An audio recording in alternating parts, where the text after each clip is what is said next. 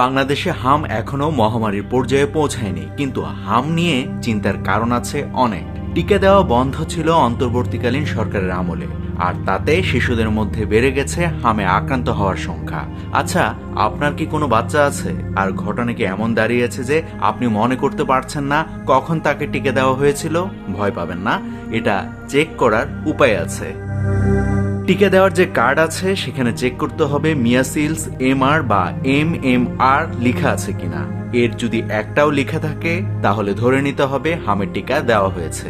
একই সাথে দেখতে হবে টিকা দেওয়ার তারিখ কার্ডে লেখা আছে কিনা। একই সাথে স্বাস্থ্যকর্মীর সিল বা স্বাক্ষর দেওয়া আছে কিনা সেটাও চেক করতে হবে। তাছাড়া কোন ডোজ দেওয়া হয়েছে সেটা উল্লেখ করা আছে কিনা সেটা দেখে নিন। এখন আপনার মনে প্রশ্ন আসতে পারে, কয়টা ডোজ দেওয়া হয় হামের টিকার? হামের জন্য সাধারণত 2 ডোজ টিকা দেওয়া হয়। প্রথমটা 9 মাস বয়সে, এরপরটা 15 মাস বয়সে বা তারপরে। এখন যদি দেখেন হামের টিকা দেওয়া হয়নি বা কার্ডে তথ্য নেই, সেক্ষেত্রে দেরি না করে দ্রুত নিকটস্থ স্বাস্থ্য কেন্দ্রে যোগাযোগ করতে হবে। যদি প্রয়োজন হয় তাহলে আবারও টিকা দেওয়া যাবে। আপনি প্রশ্ন করতে পারেন, টিকা কার্ডে তথ্য না থাকলে আবারও দেওয়া যায় কিনা? উত্তর হচ্ছে হ্যাঁ, দেওয়া যায় এবং এটি সম্পূর্ণ নিরাপদ। নাভিদ হাসান, সোনালী নিউজ।